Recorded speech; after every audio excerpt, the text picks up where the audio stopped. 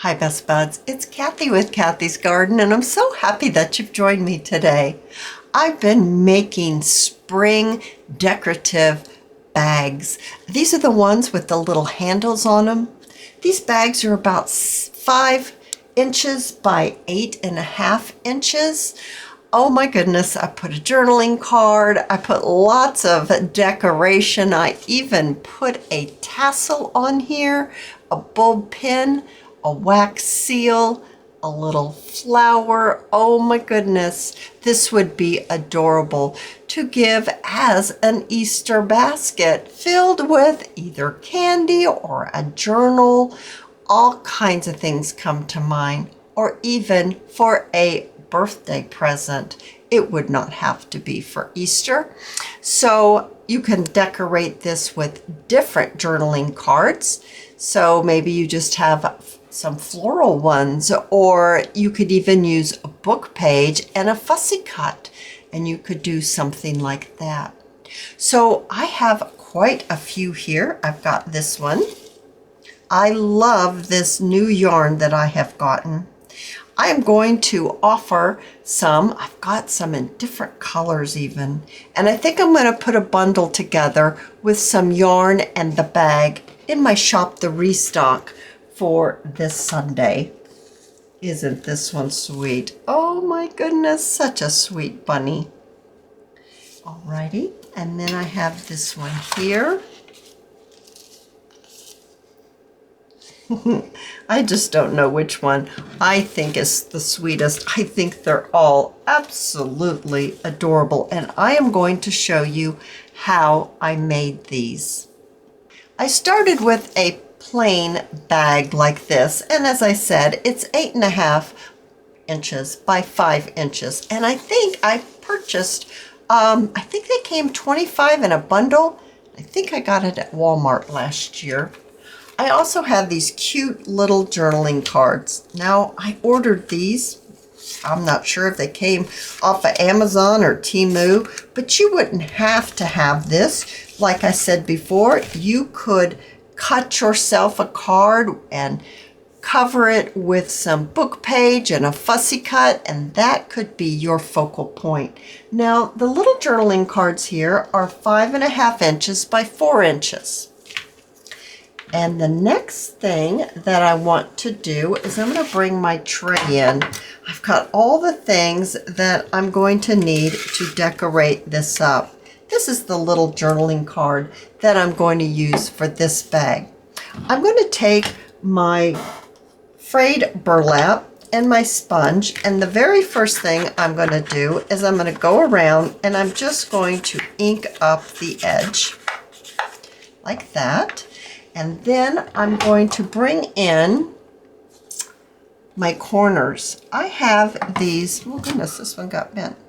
I have these really pretty corners. Oh, maybe it's supposed to be bent. This one's bent too. I don't know if it's supposed to be bent. Maybe so. Okay, that's surprising. I didn't know that they were bent. And I'm going to place one here, and I'm going to place one here.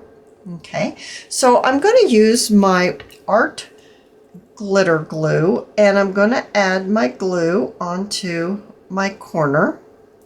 And once again, I don't know really where I got these corners. I've had them for quite a long time. You could just use regular corners that you have that aren't filigreed like this, or you could cut yourself a little corner to go in, a little triangle. But there we go. I've got that on there now.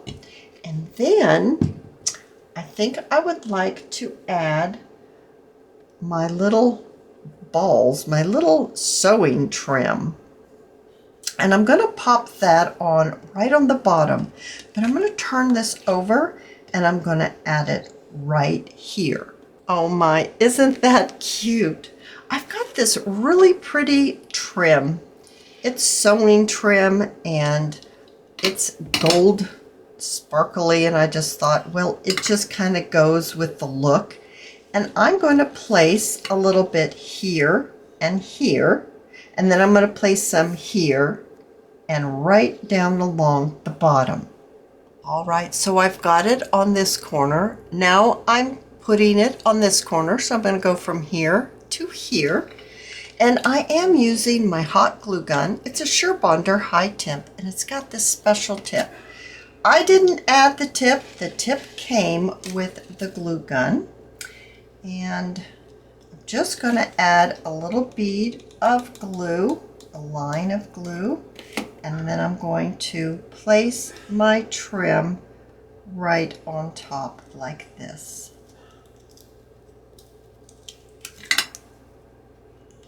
Alrighty.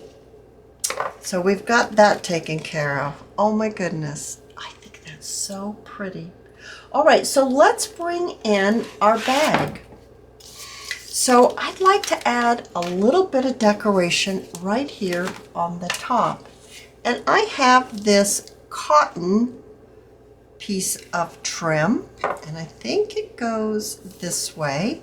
And I'm going to pop it on right like this. Using my hot glue gun, I'm going to add a bead right down like this, and then adding this right on top. I'm going to let just a little bit pop over the top of the bag, and then giving it a trim. I have another little piece of lace, and I'm going to pop it on right there, and you won't be able to see my glue line. It'll just cover up my glue line. Okay, and then giving that a trim. It's time to glue on our card onto our bag. So I've got my tacky glue, and is this what I used? I think I used this one because I think this one is empty. I think it's the same thing. Yeah, it's just clear tacky glue. I think the other one is a white color. Here we go.